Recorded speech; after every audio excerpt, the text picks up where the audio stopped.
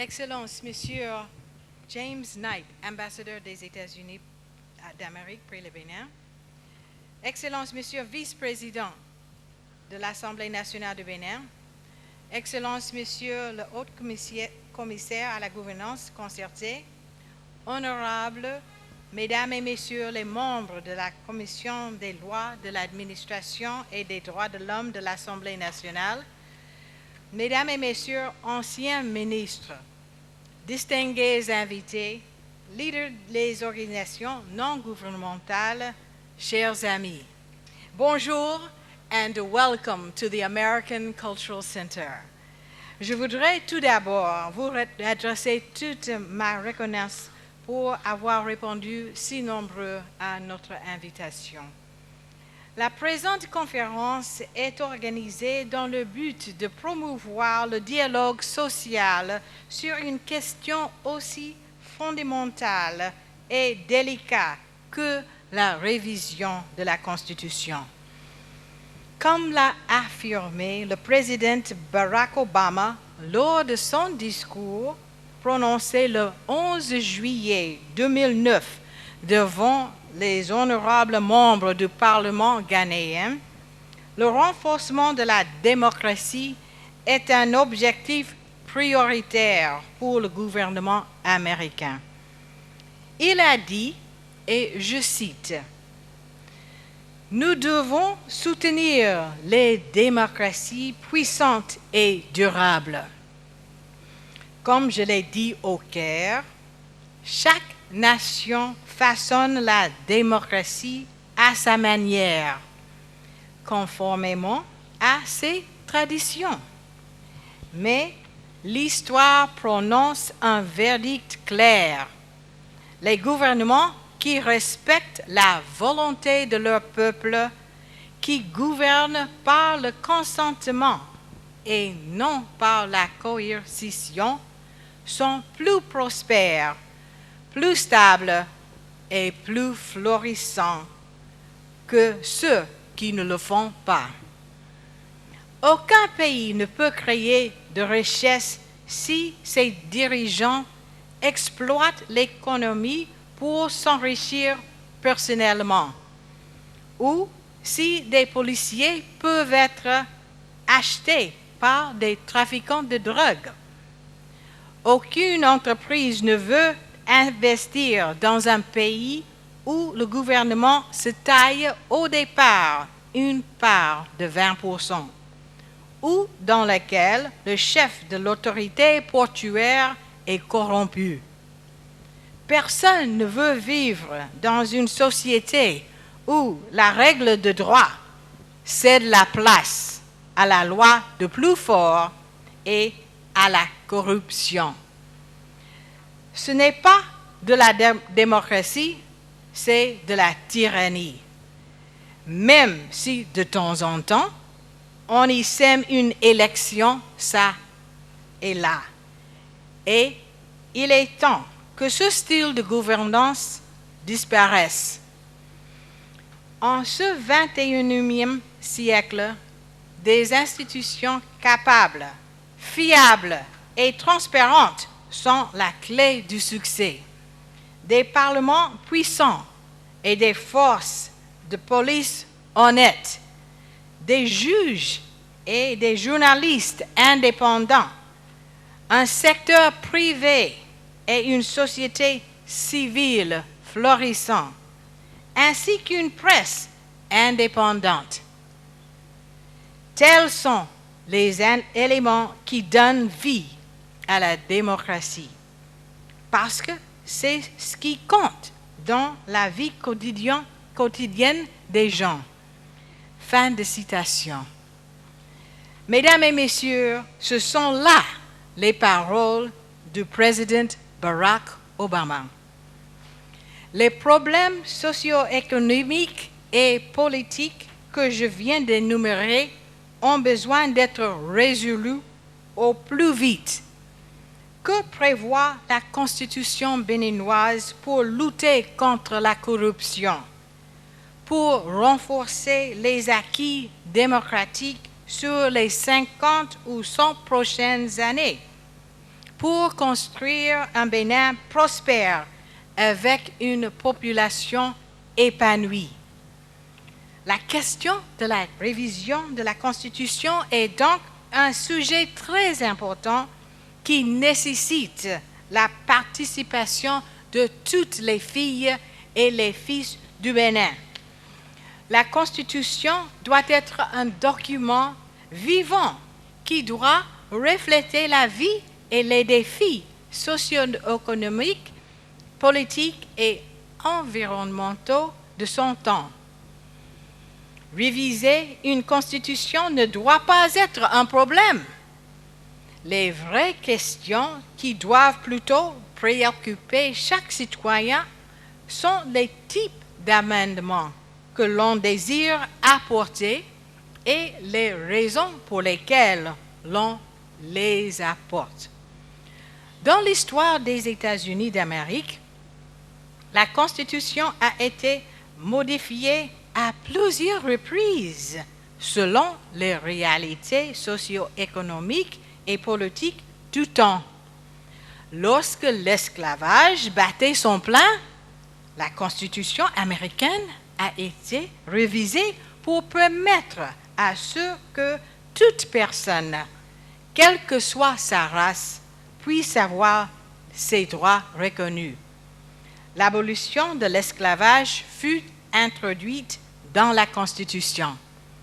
De la même manière, la Constitution américaine a été révisée pour reconnaître le droit des femmes au vote. Au total, il y a eu près de 27 amendements portés à la Constitution américaine et les 10 premiers amendements ont été tous votés en une seule année, l'année 1791. Le Bénin n'est pas en marge de la réalité de la révision de sa Constitution. En effet, vers la fin des années 80, le Bénin a connu des crises financières, sociales et politiques sans précédent. Cela a conduit à la Conférence nationale des forces vives de la nation et à la Constitution béninoise du 11 décembre 1990. À travers cette Constitution, le Bénin a résolu de nombreux problèmes. 21 années se sont écoulées. D'autres réalités et défis socio-économiques, politiques et environnementaux fondamentaux prévalent maintenant au Bénin, comme les questions de régionalisme, de la corruption, des droits de la femme dans la société, etc. La loi fondamentale du Bénin peut trouver les solutions et les systèmes les plus adaptés et les plus innovants peuvent baliser le terrain pour un Bénin solide et développé, avec une démocratie mûre et un peuple épanoui.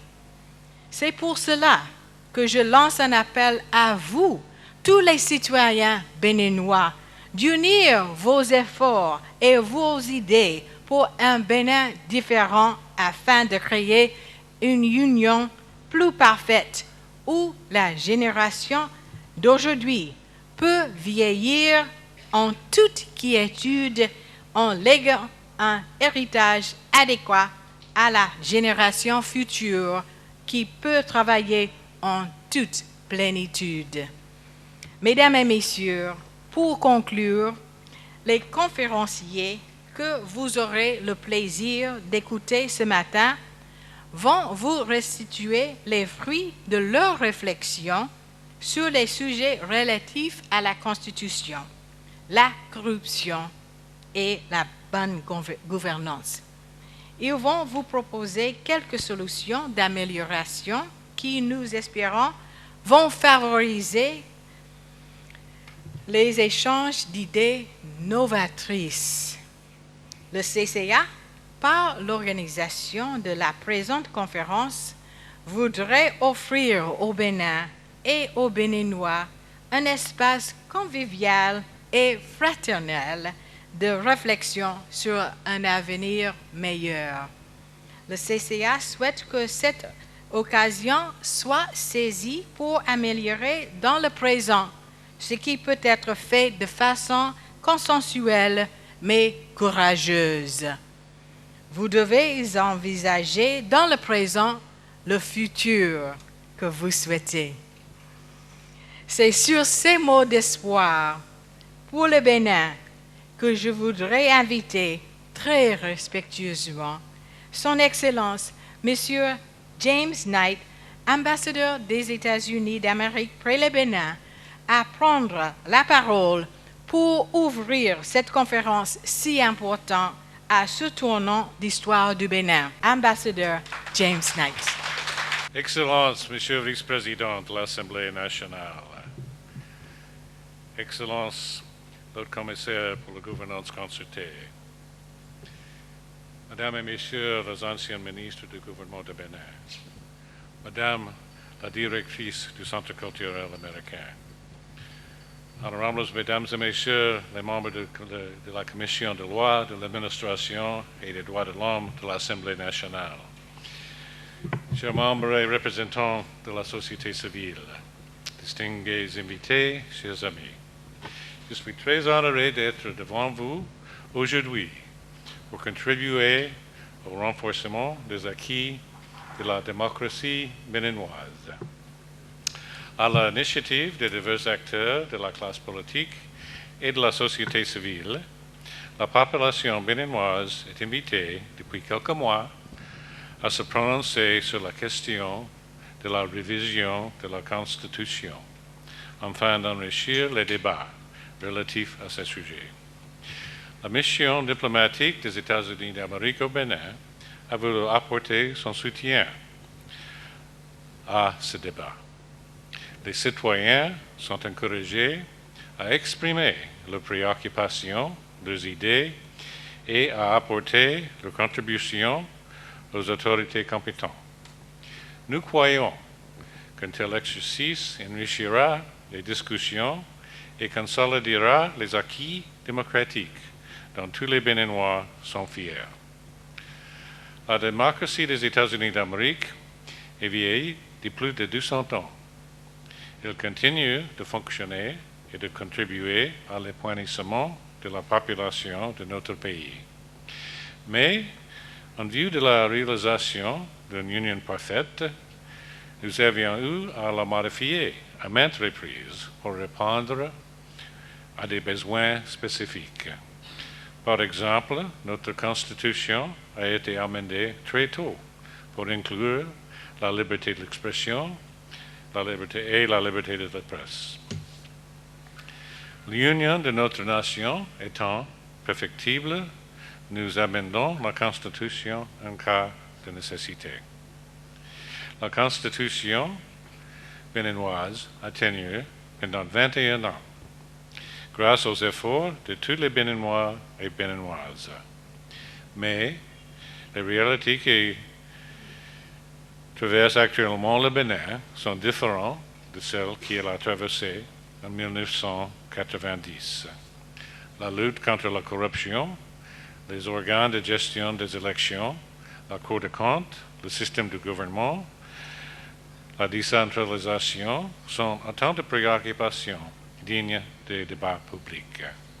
Votre démocratie sortira renforcée et grandie de ces débats et l'ensemble de la population béninoise en bénéficiera.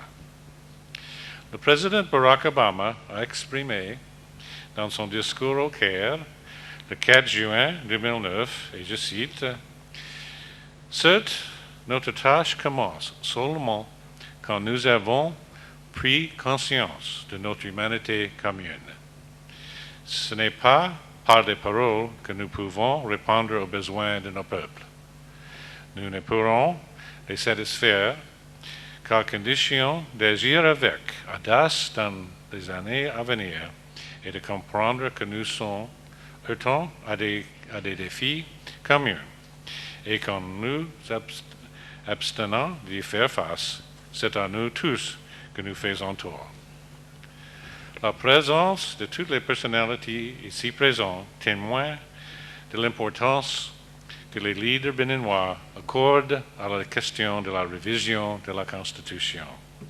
J'invite le peuple à également suivre les pas de leur dirigeants en accordant le même degré d'intérêt et d'enthousiasme à la question.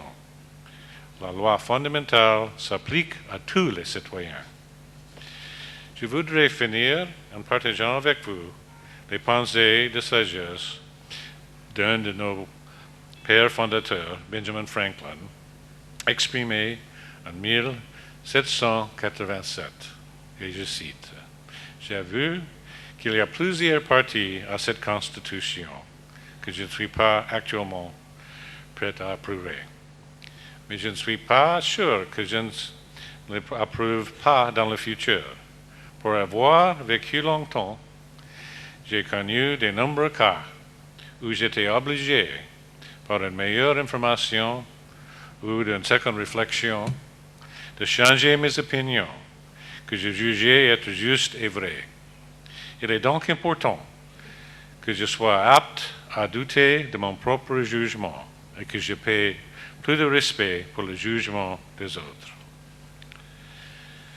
Je vous ai perçu comme étant le laboratoire des idées, le plus innovant, qui éclaire les chemins de l'avenir d'Afrique. Vous pouvez, une fois encore, en donner la preuve.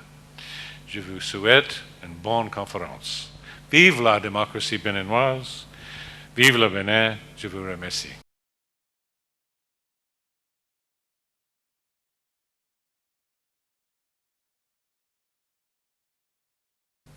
Je suis heureux de partager avec vous ce matin quelques réflexions sur la révision de la Constitution béninoise du 11 décembre 1990.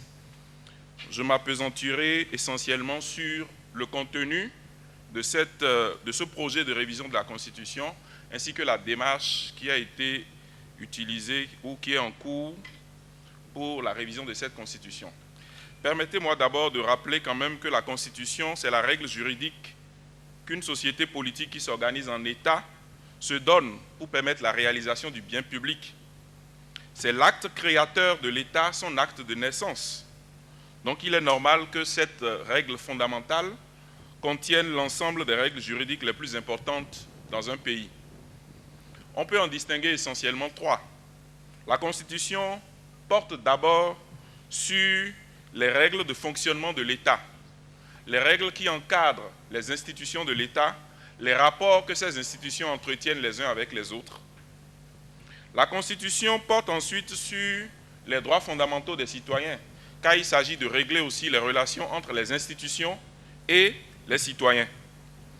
La Constitution, enfin, est le fondement de l'État, la base de l'ordre juridique, donc celle qui prévoit les conditions de création des autres normes, ainsi que les institutions qui sont chargées de créer ces normes-là et la manière et les procédures de les faire.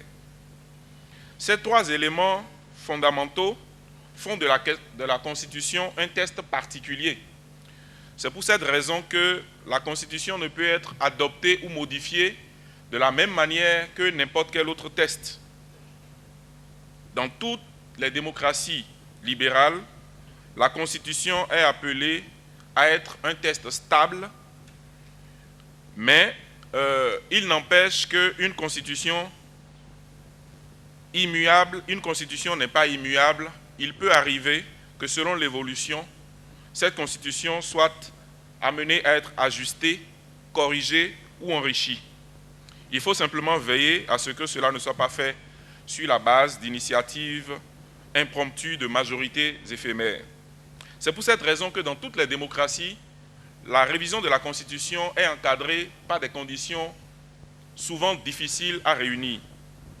On peut distinguer essentiellement la phase de l'initiative, qui peut être plus ou moins ouverte. Au Bénin, par exemple, l'initiative de la révision appartient concurremment au président de la République, après décision prise en Conseil des ministres et aux membres de l'Assemblée nationale. Aux États-Unis, la Constitution peut être révisée soit sur l'initiative du Congrès, soit sur celle des parlements des États. Il faut ensuite, après l'initiative, que le texte soit pris en compte, c'est-à-dire considéré comme apte à être débattu en termes de révision. Cette phase est complexe dans de nombreux systèmes. Aux États-Unis, si l'initiative vient du Congrès, il faut qu'elle soit approuvée par un vote des 2/3 des membres de chacune des deux chambres.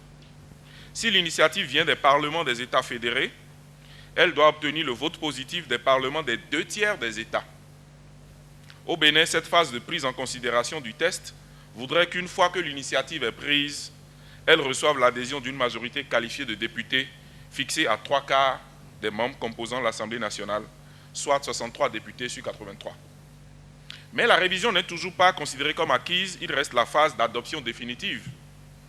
Appelée ratification aux États-Unis, cette phase intervient sous forme de vote positif de 3/4 des États, soit par convention spéciale, soit par vote des parlements locaux, le tout dans un délai maximum de 7 ans. Au Bénin, pour cette phase d'adoption définitive, soit on recourt au référendum, soit on se contente de la voie parlementaire, et dans ce deuxième cas, la révision sera considérée comme acquise si elle est approuvée par une majorité des 4/5 des membres composant l'Assemblée nationale. Alors, face à cette difficulté de réviser la Constitution, le droit comparé offre une vue contrastée des initiatives de révision constitutionnelle. En France, la Constitution de 1958 a déjà été révisée 24 fois. En Allemagne, 52 révisions sont intervenues sur la loi fondamentale de 1949. Face à ces révisions, souvent dictées par des abandons de souveraineté dans le cadre de la construction de l'Union européenne, certaines exceptions notables sont à relever. La Constitution japonaise de 1946 n'a jamais été modifiée et la Constitution américaine de 1787, donc vieille de 225 ans, n'a été modifiée que 27 fois. En Afrique, le Sénégal, sous Maître Abdoulaye Wade, s'est caractérisé par une moyenne de révision de sa Constitution de 2001 tous les 7 mois, pendant que le Burkina Faso a révisé sa Constitution du début des années 90 4 fois. Où se situe le Bénin dans tout ça? Nous le savons, notre Constitution date du 11 décembre 1990. Elle est la première à avoir autant duré depuis notre accession à l'indépendance. On avait une Constitution en 1964, une autre Constitution en 60, en 64, en 68, en 77, et la dernière donc date de 1990. C'est la seule qui a autant duré, qui a permis de gérer tant bien que mal les différentes crises, les différents problèmes qui se sont posés à nous. Mais, par décret 2009-548 du 3 novembre 2009, le président de la République a transmis à l'Assemblée nationale un projet de loi portant révision de la Constitution de la République du Bénin. Sur quoi portent les propositions gouvernementales de révision et que dit de la démarche choisie pour procéder à la révision de la loi fondamentale béninoise? Nous verrons que si globalement les réformes proposées sont positives, la démarche quant à elle a péché sur plusieurs points.